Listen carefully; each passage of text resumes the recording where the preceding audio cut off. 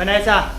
Bakit di mo nilinisan yung kwarto ko? Vanessa, bakit hindi mo sinama to sa labahan mo? Mamaya ko na yung lalabhan. Ayusin mo. Vanessa, bakit wala akong niisang medyas sa damitan ko? Sa susunod, Vanessa, ayusin mo naman yung paglalagay ng gamit namin. Hayaan mo na nga yung medyas mo ron. Tara na! Vanessa! Nawawala yung wallet ko. Baka natago na yun ni Vanessa. Ikaw yung kumuha ng wallet ko, no? Kaya siguro naisipan mong kuhanin yung wallet ko, no? Hindi nga ako yung kumuha. Simula ngayon, hindi ka na makakatungtong dito sa bahay namin. Umalis ka na lang dito. Ano pang hinihintay mo?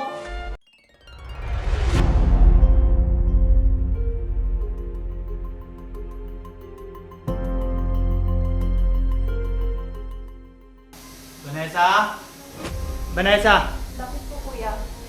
Bakit di mo nilinisan yung kwarto ko? Pasensya ka na, Brian.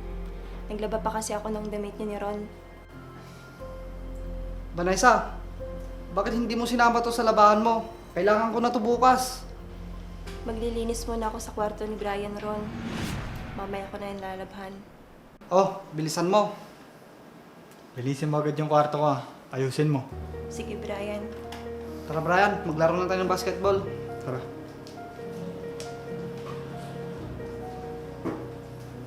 Mabuti pa si Brian. Malayang nakakapamasyal o nakakapunta sa kung saan. Samantalang ako, kailangan ko magtrabaho para lang malibre sa upa ng bahay.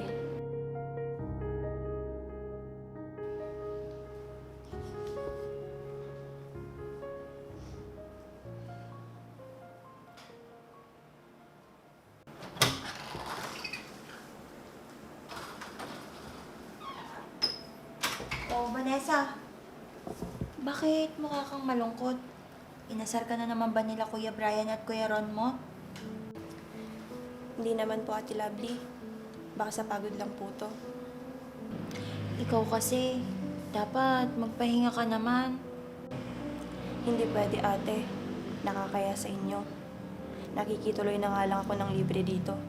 Tapos hindi pa ako magtatrabaho. Ano ka ba? Okay lang yan. Baka mamaya, hindi mo na natututukan yung pag-aaral mo niyan, ha? Minsan, ate, nakakatulog na ako sa gabi sa sobrang pagod ko. Yan na nga ba ang sinasabi ko sa'yo eh. Huwag mo masyadong problemahin ang trabaho dito sa bahay. Ang importante, yung pag-aaral mo.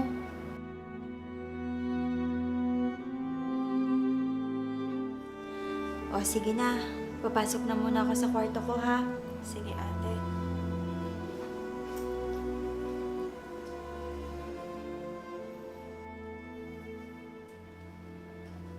Ron, ano ba? Bilisan mo naman. Sandali lang Brian, nawawala yung medyas ko. Ba naman? Vanessa, bakit wala akong niisang medyas sa damitan ko? Inilagay ko lang naman sa lagayan mo. Sa susunod, Vanessa, ayusin mo naman yung paglalagay ng gamit namin. Opo. Hayaan mo na nga yung medyas mo ron. Tara na. Vanessa, wala ka bang pasok ngayon? Mamaya po, ate. Bakit po? Ah, wala naman.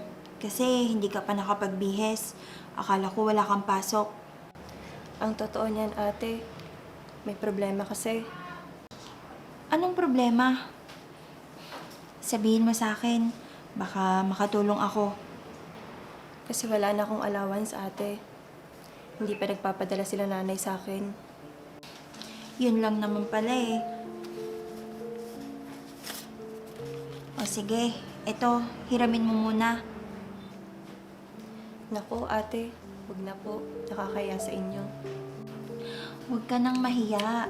Parang hindi ka naman kapamilya. Tanggapin mo na. Salamat, ate. Babayaran ko na lang to kapag nakapagpadala na sa akin si nanay. Huwag mo nang isipin yun. May pera pa naman ako dito. Kaya sige na, mag-ayos ka na para makapasok ka na rin. Sige po, ate. Salamat po dito. Sige.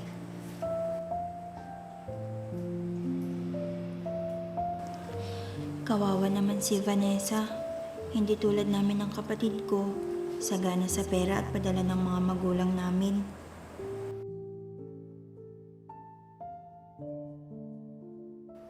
Vanessa! Vanessa! Nasaan yung babaeng yun? Vanessa! Bakit mo hinahanap si Vanessa, Brian? Nawawala yung wallet ko. Nandun pa naman yung pambayad ng tuition ko. Nako, baka natago na yun ni Vanessa. Vanessa! Halika nga!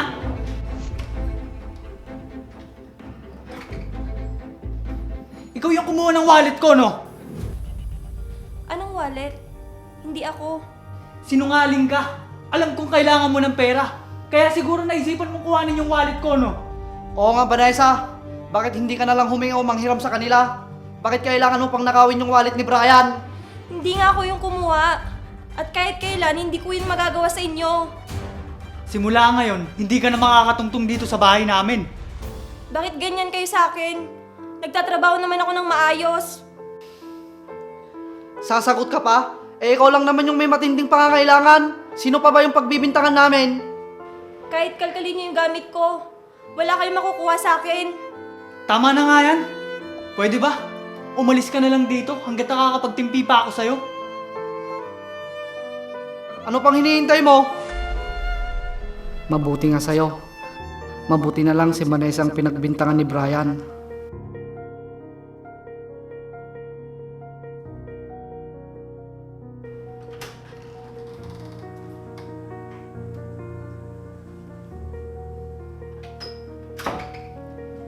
Bakit parang ang tahimik ng bahay? Vanessa? Ron? Brian? Ate Lovely, dumating na pala kayo. Si Vanessa at Brian nasaan? Si Brian po may pinuntahan. Si Vanessa naman O ano? Nasaan siya? pinalayas po ni Brian, ate. Ano? Ano sabi mo? Pinalayas? Eh bakit niya gagawin yun? Kasi ate, nawala yung pitakan ni Brian. Siya daw yung kumuha. Sigurado kung hindi magagawa ni Vanessa yun. Lovely. Wala naman akong ibang pwedeng pagbintangan. Kundi siya lang. Eh siya lang naman to laging labas-pasok sa kwarto ko.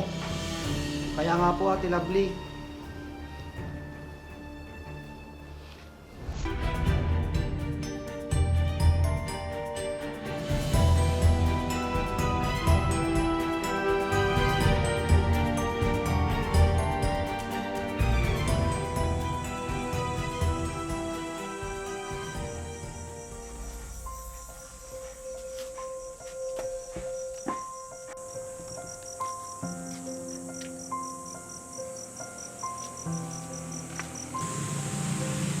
Nay, mano po.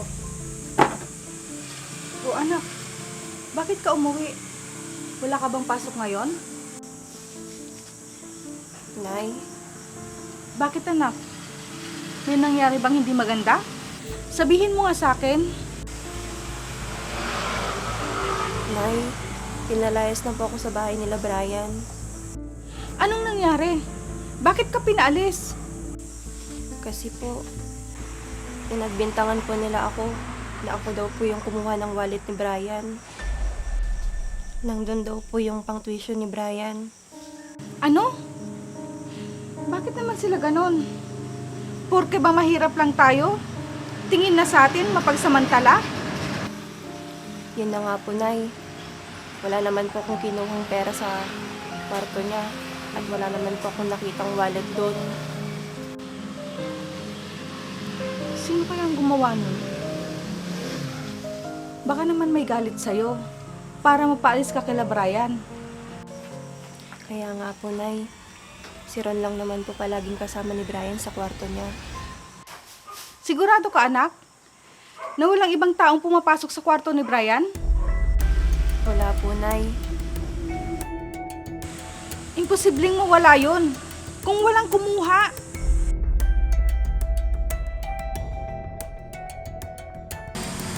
Hayaan mo, anak. Hindi ka pababayaan ng Diyos.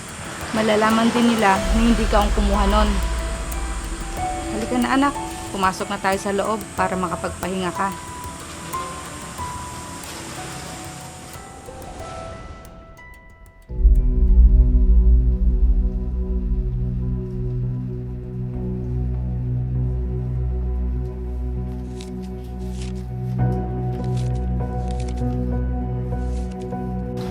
Ron, nakita mo si Brian? Ate. Hindi ko po alam, ate. Baka may pinuntahan po. Ganun ba? Nahulog mo yata yung pera mo, Ron. Salamat po, ate. O sige, pakisabi na lang kay Brian pagdating niya, pakitulungan ako sa may kusina ha. Sige po, ate. Sasabihin ko po pagdating. Pakitulungan mo na rin pala ako. Marami pa kasing kalat doon. Wala na kasi si Vanessa. Sige po, ate Lovely. Sumunod ka na lang sa akin doon. Sige po, ate. Sige.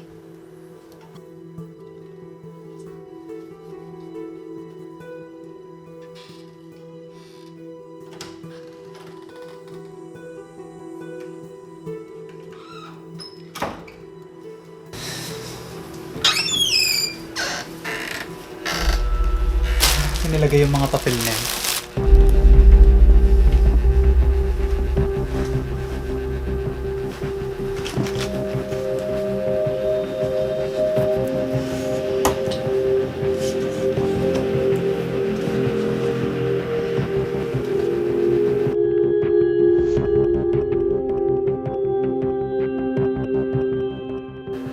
Akin to.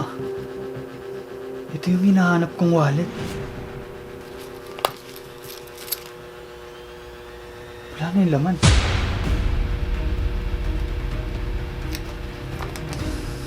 Ron! Ron! Ron! Saan kaya yun?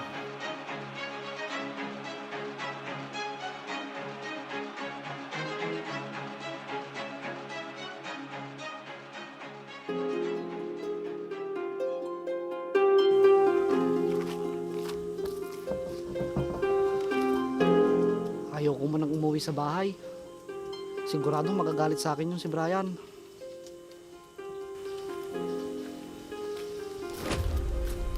Palimos po. Wala akong pera. Alam kong may pera ka. Wala nga sabi eh. Ang kulit mo. Iho, alam kong may problema ka. Nakikita ko sa mata mo. Ano pong sabi nyo? Alam ko. Paano nyo po nalaman? Totoo po ang sinasabi ninyo. Hindi ko po alam ang gagawin ko. Sige, makikinig ako. Kasi po, may ninakaw po akong wallet. Nasilaw lang po ako.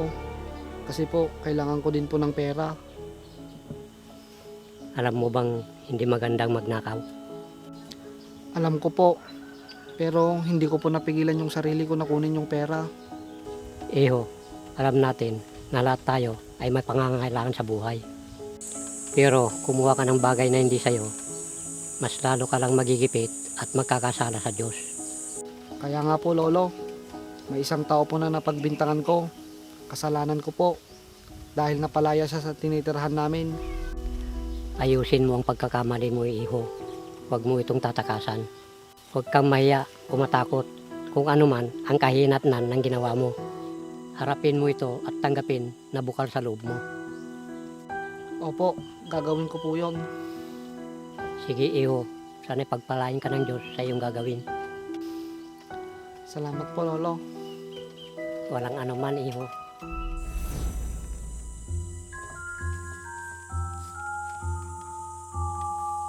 Nasaan na yun?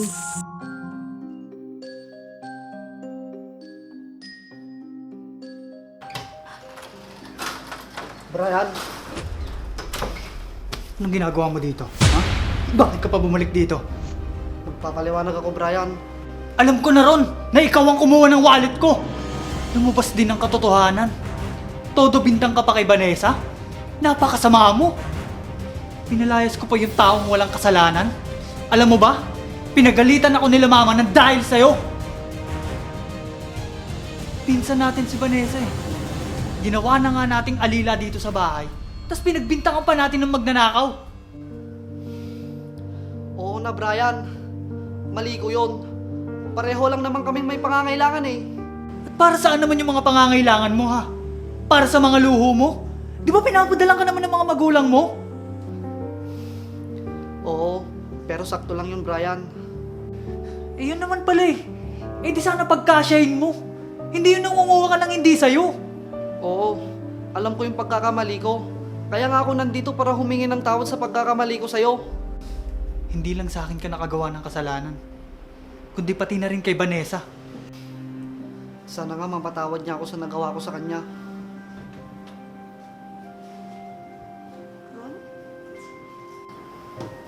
Ron, mabuti naman at nandito ka na. Lovely, patawarin niyo po ako. Inaamin ko po na akong kumuha sa wallet ni Brian. Bakit mo naman ginawa yun? Pwede ka naman humiram sa amin anytime kung kailangan mo ng pera. Di bali nang manghingi o mangutang. Huwag lang magnakaw, Ron. Tama po kayo, ate. Sana mapatawad niyo po ako. Kawawa naman si Vanessa. Napagbintangan pa tuloy. Hayaan niyo po, ate. Hingi po ako ng tawad sa kanya. Mabuti pa nga, Ron. Saglit lang, ate, at tatawagan ko siya. Sadali lang, Ron. Mas mabuti siguro kung pupuntahan na lang natin siya sa bahay nila. Oo nga naman. At para makahingi na rin ako ng tawad sa kanya. Tama. Para madalaw na rin natin si Tita Mitch doon. O sige.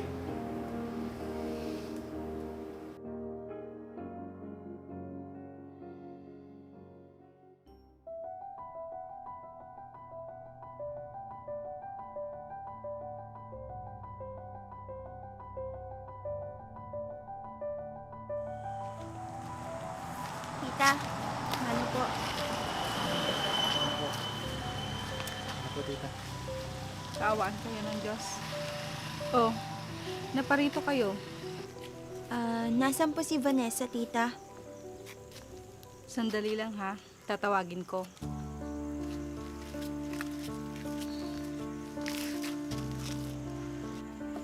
Vanessa? Nandiyan yung mga pinsan mo.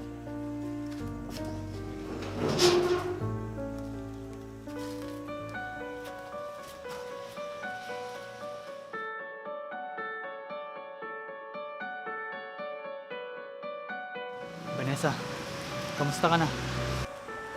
Eto, tinutulungan si nanay sa mga tanggap niyang labada. Ang totoo niyan, Vanessa, naparito kami para humingi ng paumanhin sa'yo. Dahil napagbintangan ka namin na kumuha ng wallet ko.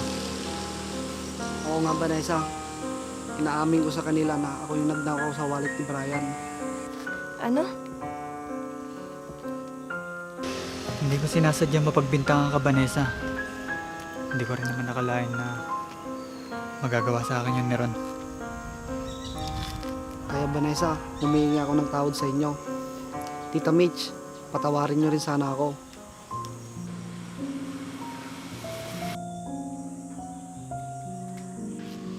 Kayo talagang mga bata kayo. Alam kong matindi ang pangangailangan natin lahat. Pero, wag naman ganun gagawin natin. Hindi ba tinuro ng mga magulang ninyo na huwag kumuha ng hindi sa inyo? Kaya nga po, yun rin po yung sinabi ko. Kaya sana, huwag nang maulit ito. Magdamayan na lang tayo kung sino man yung gipit sa atin. Tama yan. Para din naman sa ikakabuti nyo yan. Mga bata pa kayo, marami pa kayong pagsubok na kakaharapin. Kaya nga po, tita. Vanessa, humingi rin ako sa'yo ng tawad. Dahil pinalayas kita sa bahay.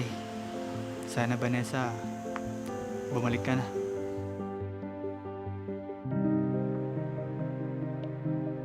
Napag-usapan nga pala namin nila mama at ate na kahit tumira ka sa bahay ay libre. At hindi ka na rin namin naalilain. Tulong-tulong na tayo sa mga gawaing bahay simula ngayon. Salamat naman mga anak.